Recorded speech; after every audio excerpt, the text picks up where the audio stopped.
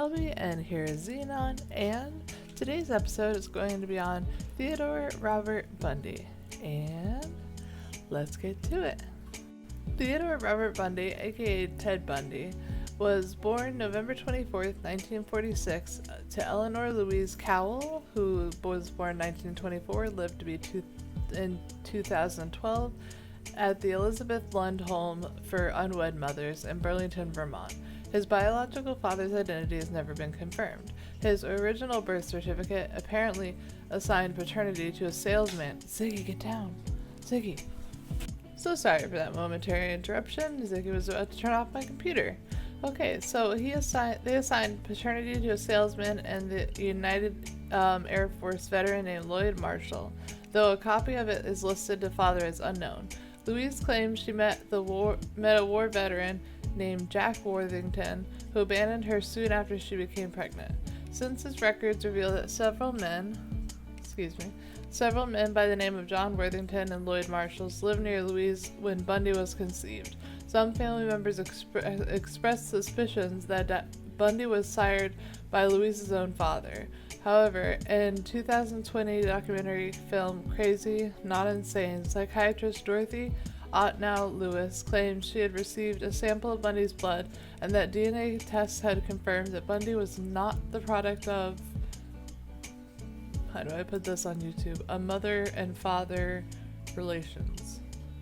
For the first 3 years of his life, Bundy lived in Philadelphia, suburb of Roborough, I'm going to put it somewhere, Pennsylvania, with his mother and grandparents, Samuel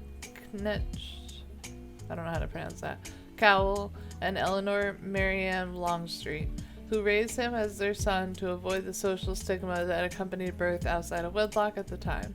Friends and family, even young Ted, were told that his grandparents were his parents and that his mother was his older sister. Bundy eventually discovered the truth, although his recollection of the circumstances varied, and he told a girlfriend that a cousin showed him a copy of his birth certificate after calling him a word that means born out of wedlock. I can't say it on here. And he told biographer Stephen McCod and Hugh Ainsworth that he had found the certificate himself. Biographer and true crime writer Anne Rule, who knew Bundy personally, wrote that he did not find out until 1969 when he located his original birth certificate in Vermont. Bundy expressed a lifelong resentment towards his mother for never telling him about his real father and for leaving him to discover his true patronage. Bundy occasionally exhibited strange behaviors at an early age. Louise's young sister, Julia Cowell, recalled awakening from a nap to find herself surrounded by knives from the kitchen and her 3-year-old nephew standing at the bed, smiling.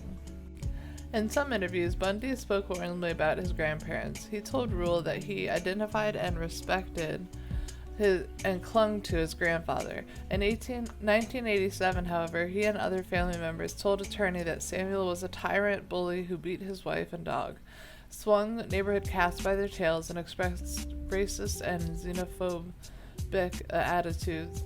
In one instance, Samuel reportedly threw Julia down a flight of stairs for oversleeping. He would sometimes speak about unseen presences, and at least once flew into a violent rage when the question of Bundy's paternity was raised. Bundy described his mother as a timid and obedient woman who periodically underwent electroconvulsions therapy for depression and feared to leave their house towards the end of life. I don't know why I did this, because that didn't need this. It was actually that. Sorry. These descriptions of Bundy's grandparents had been questioned in more recent investigations. Some local remember Samuel as a fine man and expressed bewilderment at the reports of him being violent. The characterization that Sam was a raging alcoholic and animal abuser was a convenient characteristic used to make people justify why Ted was the way he was, said one of Bundy's cousins. From a limited exposure to him, nothing could be further from the truth. His daughter loved him dearly and had nothing but fond memories of him. In addition, Louise's sister, Audrey Cowell, stated that the mother did not leave the home because she suffered a stroke due to being overweight and was not mentally ill. In 1950, Louise changed her surname from Cowell to Nelson at the urging of multiple family members, left Philadelphia with Ted to live with cousin Alan and Jane Scott in Tacoma, Washington. In 1951, Louise met Johnny Culper Bundy, who lived from 1921 to 2007, a hospital cook at an adult singles night in Tacoma's First Methodist Church. They married later that year, and Johnny formally adopted Ted. Johnny and Louise conceived 4 children together, and though Johnny tried to include his adopted son in camping trips and other family activities, Bundy remained distant from him.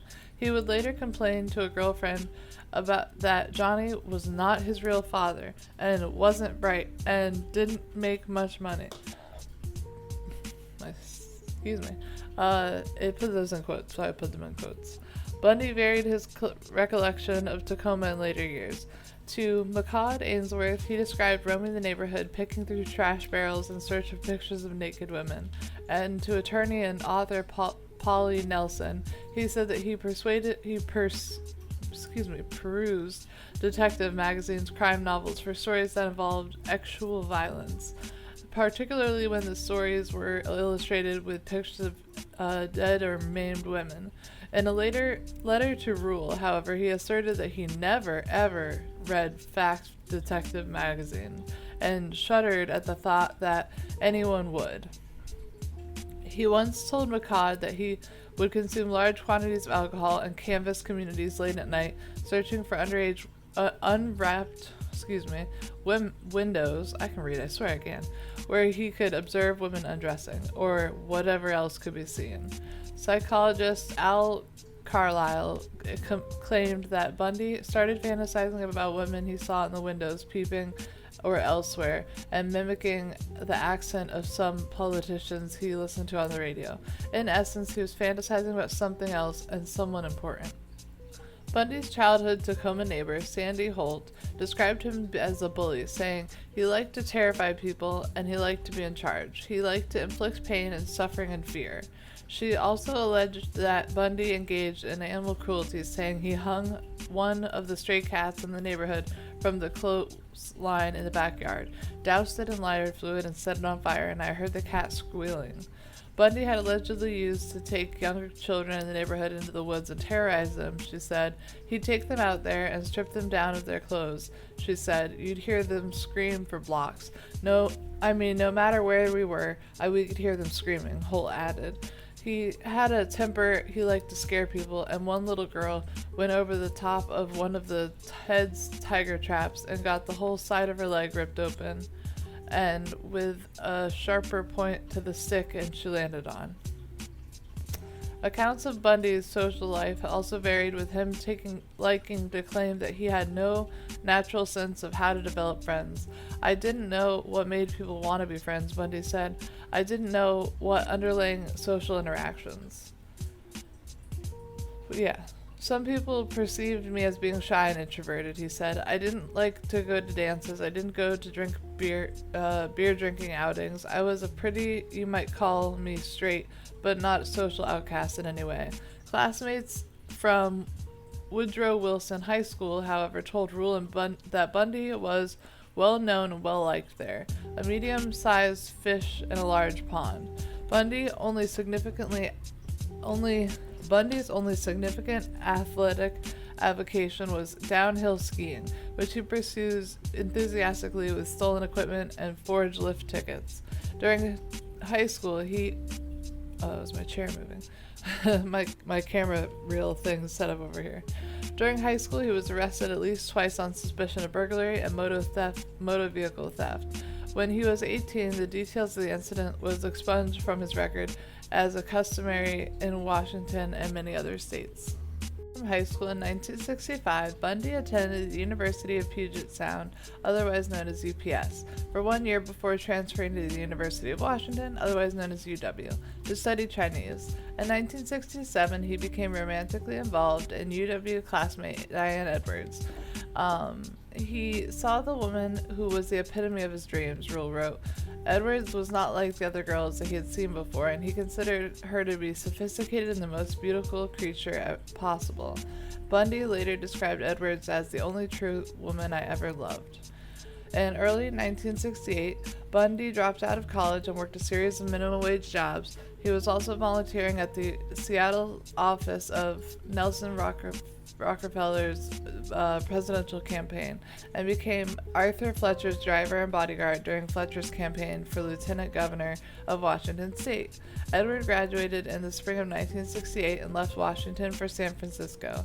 Bundy visited her later that year, and after he earned a scholarship to study Chinese at Stanford University, that college. In August, Bundy attended 1968 Republican National Convention in Miami. Shortly thereafter, Edwards ended the relationship and returned to her family home in California. Frustrated by what she described as Bundy's immaturity and lack of ambition, psychiatrist Dorothy Otnow Lewis would later pinpoint that crisis as probably a pivotal time in his development. Devastated by a breakup, Bundy traveled to Colorado and then further east, visiting relatives in Arkansas and Philadelphia, and enrolling for one semester at Temple University. It was also that at this time in early 1969, Rule believed that Bundy visited the Office of Birth Records in Burlington and confirmed his true patronage. Bundy was back in Washington by the fall of 1969, where he met Elizabeth Kofer, identified in Bundy literature as Meg Anders, Beth Archer, and Liz Kendall. She was a single mother from Ogden, Utah, who worked in a secretary at UW School of Medicine. Their tumultuous relationship would continue well past his initial incarceration in Utah in 1976. Bundy became a father figure to Kofer's daughter Molly, who was 3 years old when they started dating. He remained a part of her life until she was age 10. After he had been arrested, as an adult, Molly wrote of incidents beginning at age 7 in which Bundy was abusive and actually inappropriate with her. Her accounts include Bundy hitting her in the face, knocking her down, putting her at risk of drowning, indecent exposure, actual touching, and disguised as accidents or games. In mid-1970, Bundy, now focused and goal-oriented, enrolled in UW, this time as a psychology major. He became an honors student as well as regarded by his professors. In 1971, he took a job at Seattle Suicide Hotline Crisis Center. There he met and worked alongside Ann Rule, a former Seattle police officer and aspiring crime writer who would later write one of that defines Bundy's biographies, The Stranger Beside Me. Rule saw nothing disturbing in Bundy's personality at the time. She described him as a kind, solicitous, and empathetic. After graduating from UW in 1972, so that's 2 years later, Bundy joined Governor Daniel J. Evans' re-election campaign. Posing as a college student, he shadowed Evans' opponent, former Governor Albert Rossellini, and recorded his stump speeches for analysis by Evans' team. Evans appointed Bundy to the Seattle Crime Prevention Advisory Committee. After Evans was reelected, Bundy was hired as an assistant to Ross Davis, chairman of the Washington State Republican Party. Davis thought well of Bundy and described him as smart, aggressive, and a believer in the system. Did we hear that? Okay. Anyways, so let's see. I lost where I was. I'm sorry. Believer in the system. Because that just threw me off. Yep. In early 1973, despite mediocre LSAT scores, Bundy was accepted into law school at UPS and the University of Utah on the strength of letters and recommendations from Evans and Davis, several UW psychology professors. During the trip to California on Republican Party business in the summer of 1973, Bundy rekindled his relationships with Edwards. She marveled in the transformation into a serious and dedicated professional who was seemingly on the cusp of significant legal and potential political career. Bundy continued to date Kofer as well. Neither woman was aware of the other's existence. In the fall of 1973, he matriculated. I can talk, I swear. You coming up, Ziggy? No? Matriculated at UPS Law School and continued courting Edwards, who flew to Seattle several times to stay with him.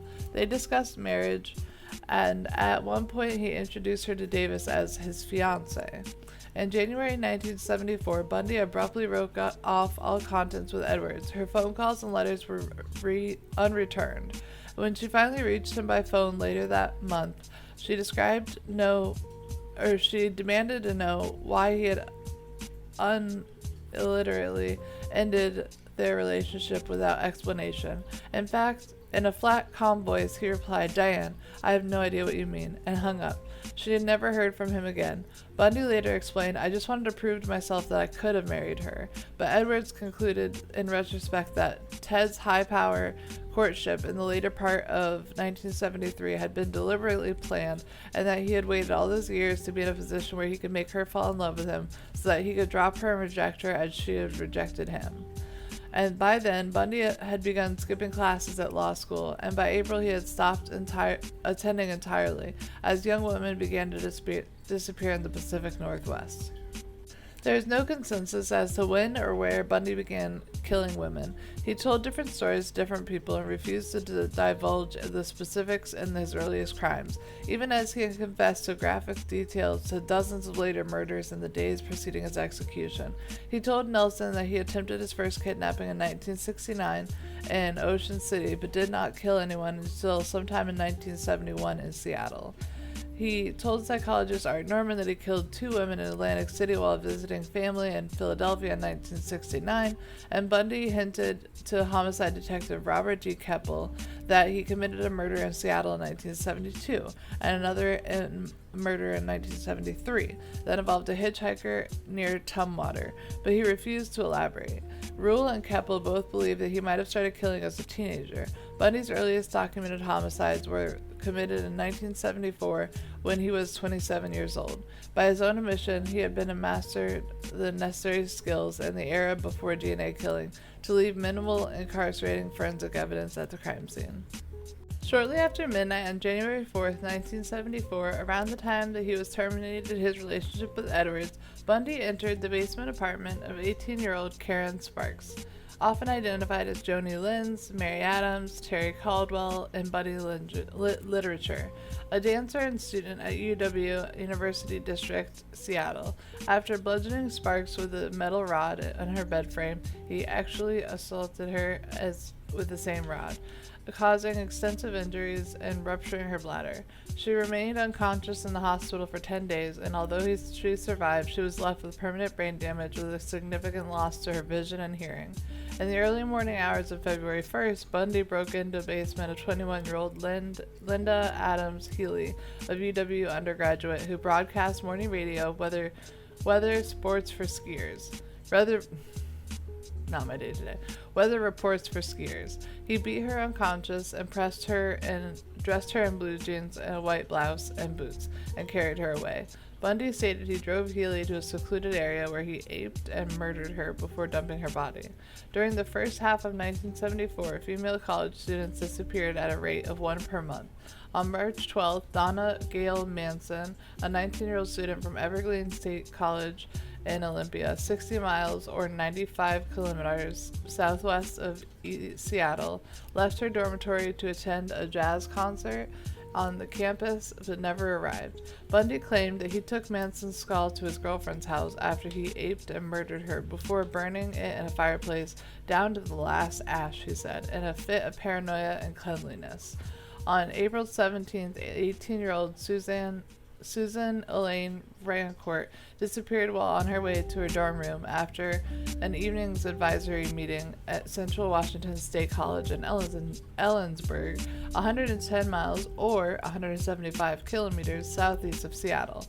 2 female Central Washington students later came forward to report encounters on the night of Rancourt's disappearance. The other 3 nights earlier was a man wearing a sling,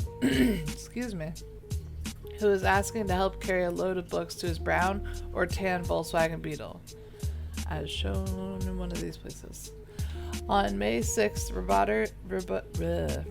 Roberta Kathleen Parks, 22, left her dormitory at Oregon State University in Corvallis, I don't know if I'm saying that right, 260 miles or 420 kilometers south of Seattle, to have coffee with friends at the Memorial Union, but never arrived.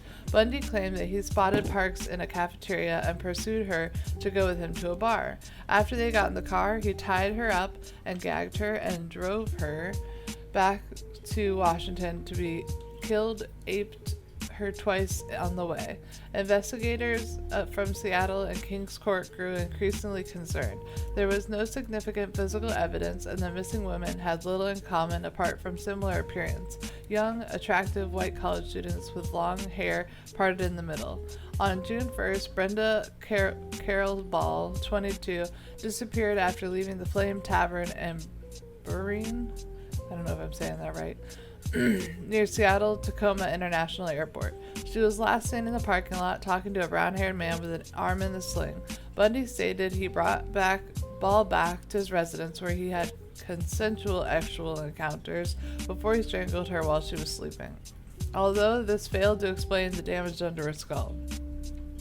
In early hours of June 11th, 18-year-old student Georgina Hawkins vanished while walking down a brightly lit alley between her boyfriend's dormitory residence and her sorority house. The next morning, 3 Seattle homicide detectives and a criminalistics combed the entire alleyway on their hands and knees, finding nothing. Bundy later told Keppel that he had lured Hawkins to his car and knocked her unconscious with a crowbar. After handcuffing her, he drove her to I don't know how to pronounce that, Issaquah, a suburb 20 miles or 30 kilometers east of Seattle, where he strangled her and spent the entire night with her body. The next afternoon, he returned to UW Alley and, in the very midst of a major crime scene investigation, located and gathered Hawkins' earrings and one of her shoes that he had left in an adjoining parking lot and departed, unobserved. It was a feat so brazen, wrote Keppel, that it astonishes police even today.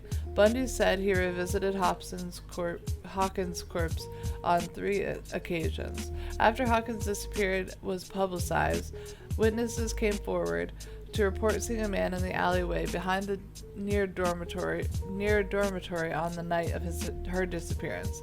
He was on crutches with a leg cast and was struggling to carry a briefcase. One woman recalled the man asking for help carrying the case to his car, a light brown Volkswagen Beetle. During this period, Bundy was working at Olympia as the assistant director of Seattle's Crime Prevention Advisory Commission, where he wrote pamphlets on women on ape prevention. Later, he worked at the Department of Emergency Services, DES, a state-governed agency involved in the search of missing women. At the DES, he met and began dating Carol Ann Boone, who was born 1947 and died 2018, a twice-divorced mother of 2 who played an important role in his final phase of his last 6 years. Reports of his brutal attack on Sparks and the 6 missing women appeared prominently in the newspaper and on television throughout Washington and Oregon. Fear spread among the population. Hitchhiking by women dropped sharply.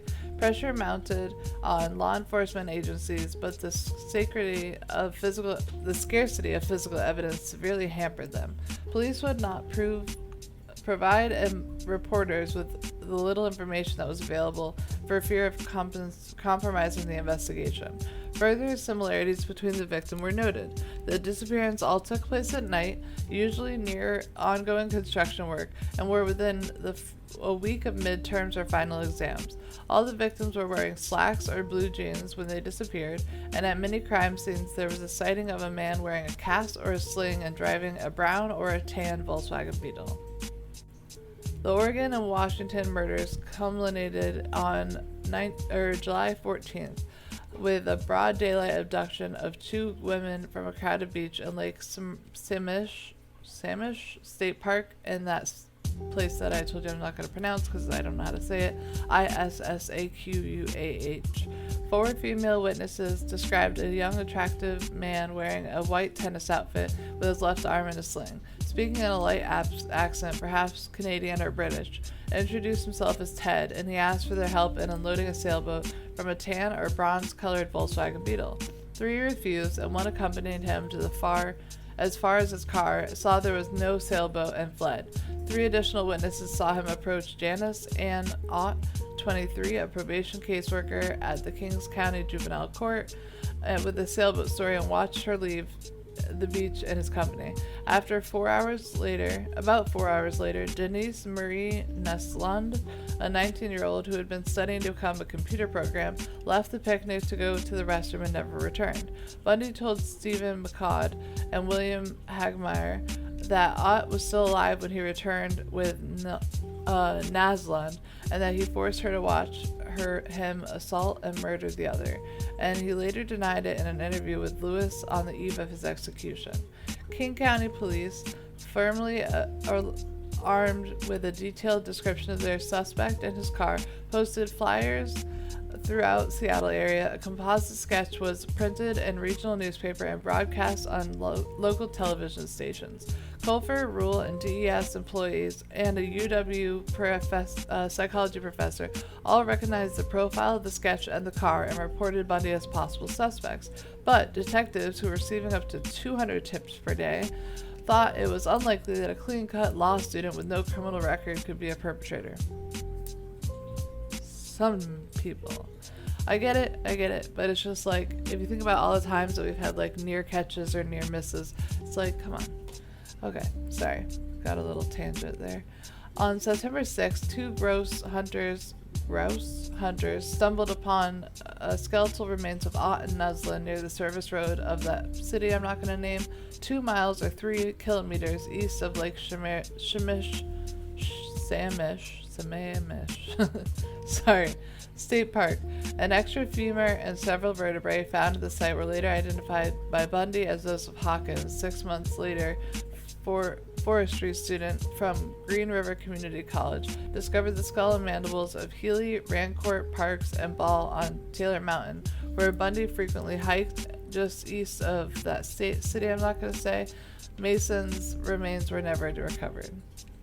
In August of 1974, Bundy received a second acceptance from the University of Utah Law School and moved to Salt Lake City, leaving Colfer in Seattle. While he called Colfer often, he dated at least a dozen other women. As he studied the first year law curriculum a second time, he was devastated to find other students had some intellectual capacity that he did not.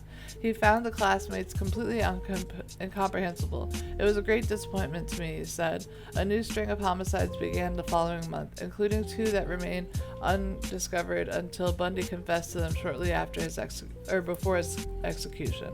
On September 2nd, Bundy aped and strangled a still unidentified hitchhiker in Idaho. Then returned the next day to photograph and dismember the corpse before disposing of the remains in a nearby river. On October 2nd, he abducted 16-year-old Nancy Wilcox in Holiday, Utah, a suburb of Salt Lake City. Bundy confessed that Wilcox was walking on a poorly lit main roadway where he parked his car and forced her into an orchard. So I'm not going to go on about this because she's 16 and I don't want to talk about it. It was not good. We'll just put it that way. The remains were buried near Capitol Reef National Park, about 200 miles or 320 miles south of Holiday, but they were never found. That's all I'm going to say about it. On October 18th, Melissa Ann Smith, the 17-year-old daughter of a police chief in Midvale, another Salt Lake City suburb, disappeared after leaving a pizza parlor at around 9:30 p.m. I'm not going to talk about this one also, as she is also a minor, and that just breaks my heart. Not that the rest don't break my heart, but this especially breaks my heart. Alright, in the late afternoon of November 8th, Bundy approached 18-year-old telephone operator Carol DeRange at Fashion Palace Mall in Murray, less than a mile from the Midvale restaurant where Smith was last seen. He identified himself as Officer Roslin of the Murray Police Department and told DeRange someone had attempted to break into her car. He asked her to accompany him to the station to file a complaint. When DeRange pointed out that Bundy was driving the road that did not lead to the police station, he immediately pulled onto the shoulder and attempted to handcuff her. During the struggle, however, he inadvertently fastened both handcuffs to the same wrist. DeRange was able to open the door and escape, thank goodness. Later that evening, Deborah Jean Kent, a 17-year-old student at Vermont High School in Bountiful, 20 miles or 30 kilometers north of Murray, disappeared after leaving a theater production at the school to pick up her brother. The school's drama teacher and students told police a stranger had asked each of them to come out to the parking lot to identify a car. Another student later saw the man pacing near the auditorium. The drama teacher spotted him shortly before the end of the play. Outside the auditorium, investigators found a key that unlocked the handcuffs removed from Durante's wrist. Bundy eventually admitted, we're not going to talk about this. Okay. Sorry. She's 17. That's another one of my little things there, but I don't like to talk about it. In November, Colfer called King County Police for a second time after reading that young women were disappearing in the town surrounding Salt Lake City. Detective Randy Hergemeyer of the Major Crime Division interviewed her in detail. By then, Bundy had risen considerably to the King County hierarchy of suspicion, but the Lake Sammamish witness, considered most reliable detectives, failed to identify him from a photo lineup. In December, Colfer called the Salt Lake County Sheriff's Office and repeated her suspicions. Bundy's name was added to the list of suspects, and at that time, no credible forensic evidence linked him to the Utah crimes. In January 1975, Bundy returned to Seattle for after his final exams and spent a week with Colfer, who did not tell him that she had reported him to police on 3 separate occasions. She made plans to visit him in Salt Lake City in August. In 1975, Bundy shifted much of his criminal activity eastward from his base in Utah to Colorado. On January 12th, a 23-year-old registered nurse named Karen Eileen Campbell disappeared while walking down a well-lit hallway between the elevator in her room and Wildwood Inn, now Wildwood Lodge, in Snowmass Village, 400 miles or 640 kilometers southeast of Salt Lake City. Her nude body was found a month later next to a dirt road just outside the resort. According to coroner's report, she had been killed by a blow to the head from a blunt instrument that left distinctive linear grooved depressions on her skull, and her assailant had slit her left earlobe, and her body had bore deep cuts from a sharp weapon. So I'm going to go ahead and stop it here. We'll do a part 2, which will include the rest of the murders along with the trial, and I hope to see you guys next week. Hope you enjoyed. Have a great week, and remember, stay safe. Bye. JK, just realized there's only a little bit left, so we'll get through this, and then the next week's episode will be on his trial, escapes, and subsequent consequences to that. So in 1975, we read this already. So on March 10th, 100 miles or 160 kilometers northeast of Snowmass, Valley ski instructor Julie Lyle Cunningham, 26, disappeared while walking from her apartment to her dinner date with a friend. Bundy later told Colorado investigators that he approached Cunningham on crutches and asked her to help carry his ski boots to his car, while he clubbed and handcuffed her before actually assaulting her at the secondary site near Rife, 90 miles or 140 kilometers west of Vail. Weeks later, he made a 6-hour drive from Salt Lake City to revisit her remains. Denise Lynn Oliverson, 25, disappeared near the Utah-Colorado border in Grand Junction on April 6th, while riding her bicycle to her parents' house. Her bike and sandals were found under a viaduct near a railroad bridge. Bundy stated he abducted Oliverson, killed her in his car near the Utah state line, and dumped her body in the Colorado River. The admission was supported by gas receipts which showed that he was in the city on the exact same day that Oliverson went missing. On May 6, Bundy parked outside the Alameda Junior High School in Pocatello, Idaho, 160 miles or 255 kilometers north of Salt Lake City, after seeing 12-year-old Lynn Dawn Culver walking by herself. Oh, we're definitely not talking about that. Okay. In mid-May, 3 of Bundy's Washington State DES co-workers, including Boone, visited him in Salt Lake City and stayed a week at his apartment. He subsequently spent a week in Seattle with Culver in early June, and they discussed getting married and the following Christmas. Again, Culver made no mention to her multiple discussions with authorities in King County and Salt Lake City. Bundy disclosed neither his ongoing relationship with Boone nor the concurrent romance with a Utah law student known in various accounts as either Kim Anders or Sharon Oyer. On June 28th, 15-year-old Suzanne Curtis vanished from the campus of Birmingham Young University in Provo, 45 miles or 70 kilometers south of Salt Lake City. Her murder became the last confession tape recorded moment before his entered the execution chambers. The bodies of victim Wilcox, Kent Cunningham, Oliverson, Culver, and Curtis were never recovered. In August 1975, Bundy was baptized in the Church of Jesus Christ of Latter-day Saints, although he was not an active participant in service and ignored most church restrictions. He would later be excommunicated by the LDS Church following his 1976 kidnapping conviction. When asked his religious preference at his arrest, Bundy answered Methodist, the religion of his childhood. In Washington state, investigators were still struggling to analyze the Pacific Northwest murder spree that had ended as abruptly as it had begun. In an effort to make sense of the overwhelming mass of data, they resorted to the then innovative strategy of compiling a database. They used the King County payroll computer, a huge primitive machine by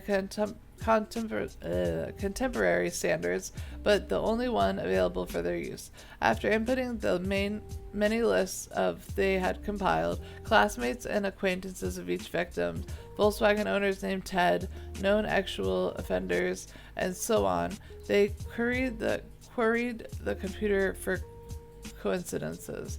Out of the thousands of names, 26 turned up on 4 lists. One was Bundy. Detectives also manually compiled a list of 100 best suspects, and Bundy was on the list as well. He was literally on the top of the pile of suspects when word came out of Utah of his arrest.